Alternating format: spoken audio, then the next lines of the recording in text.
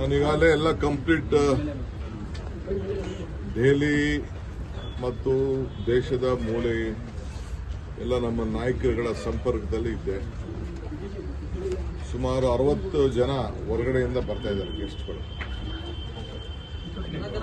ಕೆಲವು working committee members, ಒಂದು 20 ಜನ ವರ್ಕಿಂಗ್ ಕಮಿಟಿ ಮೆಂಬರ್ಸ್ ಬರ್ತಾ ಇದ್ದಾರೆ. ಕೆಲವು PCC ಪ್ರೆಸಿಡೆಂಟ್ಸು, ಕೆಲವು ಪಾರ್ಲಿಮೆಂಟ್ ಮೆಂಬರ್ಸು ಎಲ್ಲ ಸೇರಿ ಒಟ್ಟಿಗೆ 60 ಜನ ಬರ್ತಾ ಇದ್ದಾರೆ. ಬಹುತೇಕ ನಮ್ಮೆಲ್ಲ ಶಾಸಕರುಗಳು ಮತ್ತು ವಿಧಾನ ಪರಿಷತ್ತಿನ ಸದಸ್ಯರು ಬರ್ತಾ ಇದ್ದಾರೆ. ನಮ್ಮೆಲ್ಲ ಸೀನಿಯರ್ ಲೀಡರ್ಸು ಎಲ್ಲ ಬರ್ತಾ ಇದ್ದಾರೆ. ಸೊ ಅದಕ್ಕೆ ಮೈನ್ ಸ್ಟೇಜಲ್ಲೇ ಕೆಲವರಿಗೆಲ್ಲ ನಾವು ಪ್ರೊವೈಡ್ ಮಾಡಿದ್ದೀವಿ. ಮತ್ತು ಲಾಸ್ಟ್ ಟೈಮ್ ಏನು ನಾವು ಕಾರ್ಯಕ್ರಮವನ್ನು ರೂಪಿಸಿದ್ದೋ ಅದನ್ನೇ ಕೂಡ ಮುಂದುವರಿಸ್ತೀವಿ. ಪ್ರಿಯಾಂಕಾ ಗಾಂಧಿ ಅವರು ಬರ್ತಾ ಇದ್ದಾರೆ. ಅವ್ರದ್ದು ಟೂರ್ ಪ್ರೋಗ್ರಾಮ್ ಕೂಡ ಈಗಾಗಲೇ ಇಶ್ಯೂ ಆಗಿದೆ. ಅವರೆಲ್ಲ ಒಂದು ಫ್ಲೈಟಲ್ಲಿ ಬರ್ತಾರೆ. ಕೆಲವರೆಲ್ಲ ಇವತ್ತು ಸಾಯಂಕಾಲನೇ ಕೆಲವರೆಲ್ಲ ಹಿಡಿತಾ ಇದ್ದಾರೆ. ಅದಕ್ಕೆಲ್ಲ ವ್ಯವಸ್ಥೆಯನ್ನು ನಾವೆಲ್ಲ ಮಾಡಿಕೊಂಡಿದ್ದೇವೆ. ಒಂದು ಈ ಸಮಾವೇಶ ಜೈ ಭೀಮ್,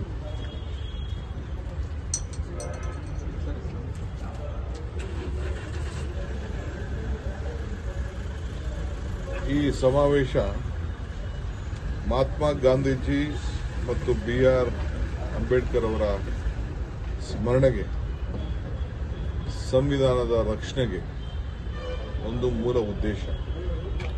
ಸೊ ನಮ್ಮೆಲ್ಲ ಜನರಿಗೆ ಭಾಗವಹಿಸಿದಂಥ ಎಲ್ಲರೂ ಕೂಡ ಗಾಂಧೀಜಿಯವರ ಆದರ್ಶಗಳು ಮತ್ತು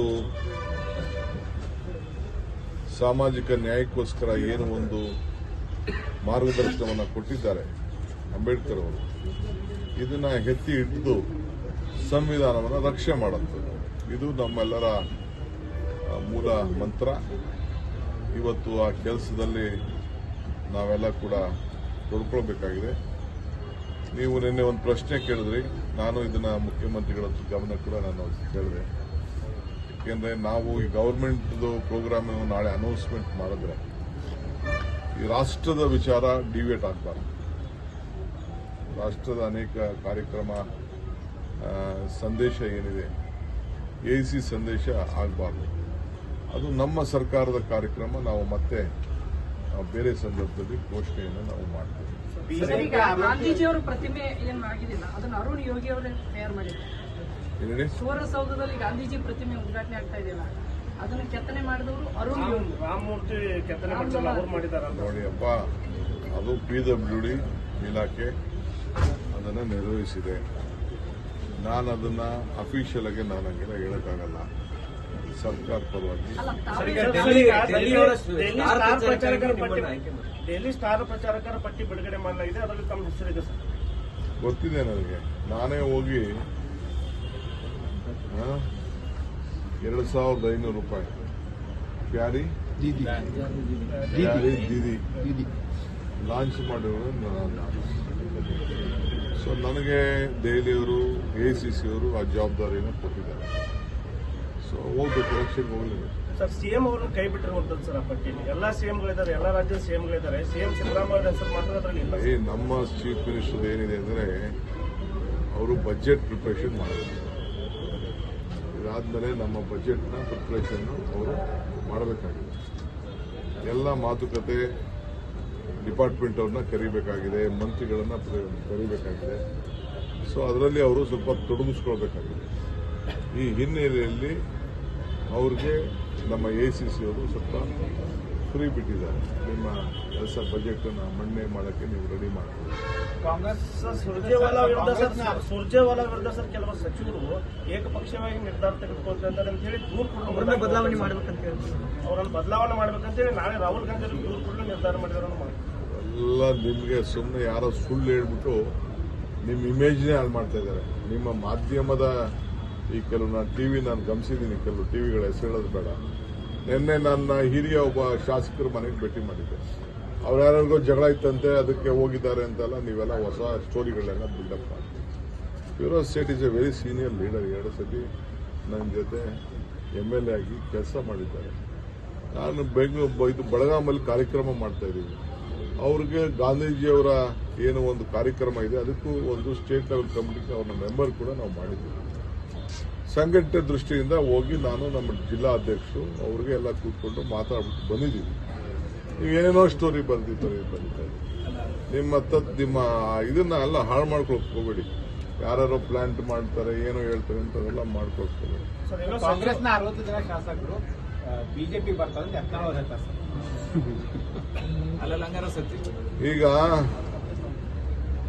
ನೀವು ಈ ಲೋಕಲ್ ಡರ್ಟಿ ಪಾಲಿಟಿಕ್ಸ್ ಮಾತಾಡೋದು ಅಂತ ಮಾತಾಡಲಿಲ್ಲ.